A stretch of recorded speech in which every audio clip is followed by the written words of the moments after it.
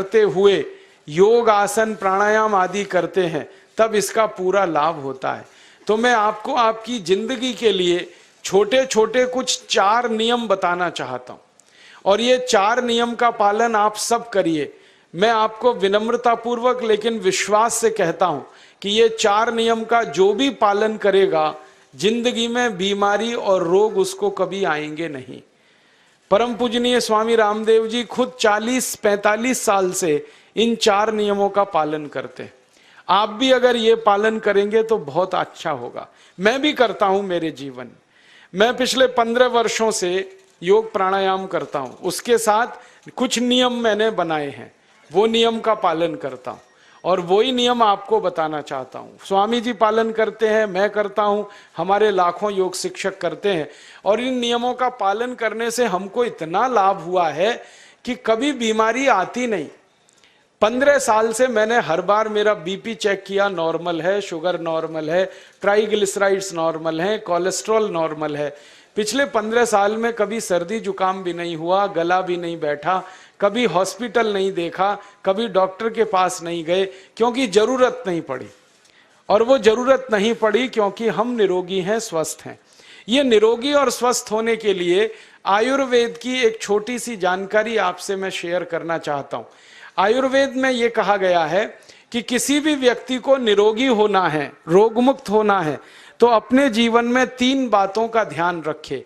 अपना वात, पित्त और कफ, तीनों का संतुलन रखे। वो 3 तरह के दोष हैं हमारे शरीर में, वात, पित्त, कफ। आपने सुना होगा ये त्रिदोष आधारित शरीर है। जब वात बहुत बिगड़ जाता है तो 80 से ज्यादा रोग आते हैं। जब पित्त बहुत बिगड़ जाता है तो लगभग 46 से 50 रोग आते हैं और जब कफ बिगड़ जाता है तो 28 रोग आते हैं और वात, पित्त, कफ तीनों बिगड़ जाएं तो 148 रोग आते हैं। सर्दी, खांसी, जुकाम से लेकर और कैंसर तक जो आखिरी रोग माना जाता है, ये सब वात, पित्त, कफ के बिगड़ने का खेल है। तो इस देश के आयुर्वेद चिकित्सा के सबसे महान लोगों में से कुछ नाम आप जानते हैं, जैसे चरक ऋषि, जैसे सुश्रुत ऋषि। ऐसे एक ऋषि हुए बाघभट्ट। बाघभट्ट ऋषि ने एक पुस्तक लिखी है, उसका नाम है अष्टांग हृदयम, और एक पुस्तक लिखी है उसका नाम है अष्टांग संग्रहम। इन दोनों पुस्तकों में उन्होंने 7000 नियम बताए हैं।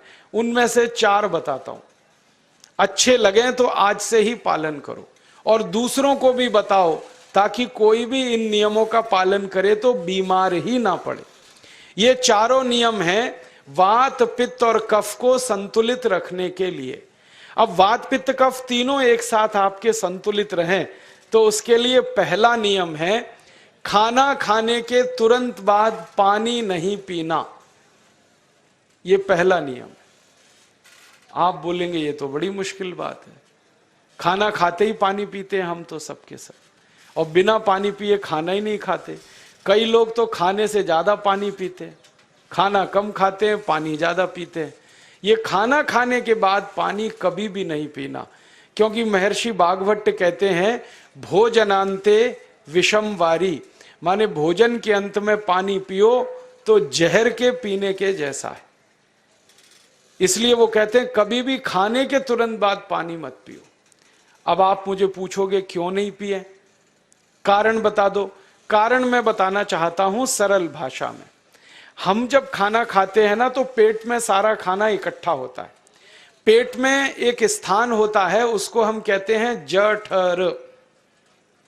संस्कृत में, हिंदी में जठर कहते हैं, अंग्रेजी में उसको एपिगैस्ट्रियम कहते हैं, हिंदी में कुछ लोग उसको आमाशय भी कहते हैं। ये जठर छोटा सा स्थान है। आपके पेट में नाभि है ना, उसके लेफ्ट साइड में बाईं तरफ छोटा सा स्थान है। सारा खाना आपका इसी स्थान पर आता है। जो भी आप खाते हो, रोटी, चावल, दाल, सब्जी, दूध, दही, कुछ भी खाओ, सब कुछ जठर में आता है। अब जठर में जैसे ही खाना इकट्ठा होता है तो उसमें आग जलती और उस आग को कहते हैं जठर अग्नि, मिला के बोल देते हैं जठराग्नि। आप जैसे ही खाना खाते हो पेट में जठर में अग्नि जलती है, वो अग्नि खाने को पचाती है और अग्नि खाने को ऐसे ही पचाती है जैसे रसोई घर की अग्नि खाने को पकाती है। आपके रसोई घर में आप अग्नि जलाओ, उसके ऊपर दूध रख दो, दूध में थोड़ा चावल डाल दो, अग्नि जब तक जलती रहेगी खीर तब तक बनती रहेगी। आप घर में अग्नि जलाओ, उसके ऊपर पानी रख दो, उसमें दाल डाल दो, दाल की पकने की क्रिया तब तक चलेगी जब तक अग्नि जलेगी। ऐसे ही पेट में होता है, जैसे ही आपने खाना खाया पेट में अग्नि जलती है, और जब तक अग्नि जलती है तो खाने के पचने की क्रिया चलती है। जैसे रसोई घर में खाना पकाते हैं वैसे ही पेट में भी खाना पकता है, इसी को हम पचने की क्रिया कहते हैं, अंग्रेजी में उसको डाइजेशन कह देते हैं। तो आपने खाना खाया, पेट में अग्नि जल गई, अब वो खाने को हजम करेगी, पचाएगी। अब मुझे एक प्रश्न का उत्तर दो आप, कि जैसे ही आपने खाना खाया पेट में अग्नि जल गई और वो खाने को पचा रही है, तुरंत आपने गट गट गट गट पानी पी लिया, और खूब ठंडा पानी पी लिया, बर्फ मिलाया हुआ पानी पी लिया, फ्रिज का पानी पी लिया, क्या होने वाला है? अग्नि जलेगी कि बुझेगी? अग्नि के ऊपर पानी डालो तो अग्नि और पानी की दोस्ती नहीं है, दुश्मनी है, पानी अग्नि को बुझा देता है। तो आपने खाना खाया, अग्नि जली, पीछे से गटगट पानी पी लिया, अब अग्नि शांत हो गई, अब खाना पचेगा नहीं, तो वो पेट में पड़ा पड़ा सड़ेगा, और सड़ा हुआ खाना 100 से ज्यादा विष पैदा करेगा, और वो 100 विष आपकी जिंदगी को नरक बना देंगे, और जिंदगी भर आप बीमार पड़े रहेंगे। आपको मालूम है, कई लोग कहते हैं मुझे पेट में बहुत गैस बनती है। ये गैस उन्हीं को बनती है जिनका खाना हजम नहीं होता। कोई लोग कहते हैं कि मुझे पेट में जलन होती है, ये जलन उन्हीं को होती है जिनका खाना पचता नहीं। कोई कहते हैं कि मेरे पेट में एकदम गुम हो जाता है, फूल जाता है, ये सब वो लक्षण हैं जब खाना पचता नहीं। तो खाना पचेगा नहीं तो सड़ेगा, सड़ेगा तो विष पैदा करेगा, और वो विष आपको बीमार करेंगे। इसलिए महर्षि भागवत ने कहा, खाना खाते ही पानी मत पियो। समझ में आया? फिर आप बोलोगे कितनी देर तक नहीं पिए? कम से कम 1 घंटे तक। 1 घंटे बाद पानी पियो। आप बोलोगे जी 1 घंटा क्यों? ये जो अग्नि जलने की क्रिया है ये लगभग 1 घंटे तक ही चलती है पेट में, उसके बाद अग्नि अपने आप शांत हो जाती है, उसके बाद पानी पी लो। तो खाना अगर 10 बजे खाया तो 11 बजे पानी पियो, 11 बजे खाया तो 12 बजे पियो, 12 बजे खाया तो 1 बजे पियो, 1 घंटे बाद पानी पियो। अब आपके मन में यह सवाल आ सकता है कि खाना खाने के पहले पी लें क्या? हाँ पी लो, 40 मिनट पहले पेट भर के पानी पी लो। 10 बजे खाना खाना है, 9:20 पे खूब पानी पी लो, जितना पी सकते हो। 11 बजे खाना खाना है, 10:20 पे पी लो, खूब पानी पी लो, 40 मिनट पहले। आप और एक सवाल पूछ सकते हो कि अच्छा ठीक है, खाने के बाद पानी तो नहीं पिएंगे, कुछ और पी सकते हैं क्या पानी को छोड़कर?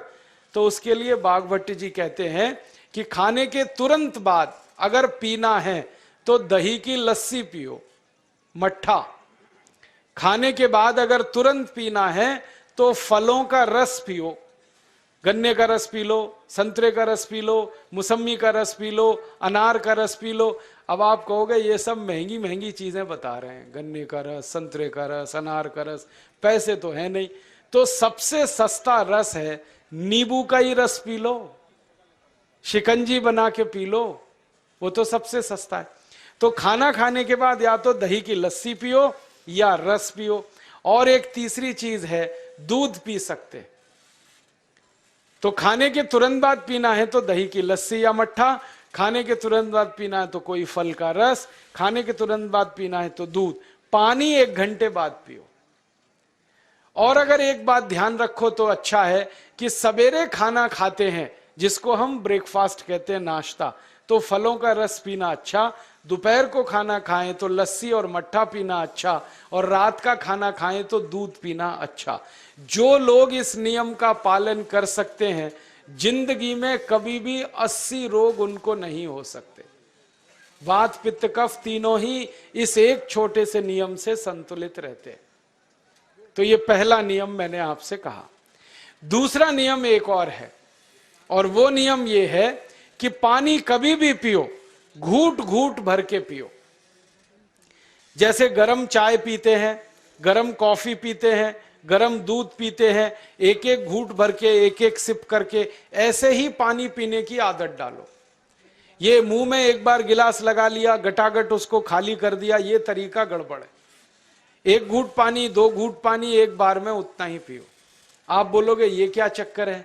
बात ऐसी है कि एक एक घूट पानी जब हम पीते हैं तो मुंह की लार पानी के साथ मिलकर पेट में अंदर जाती है, और ये जो मुंह की लार होती है ये क्षारीय होती है, और पेट में हमेशा अम्ल बनता रहता है।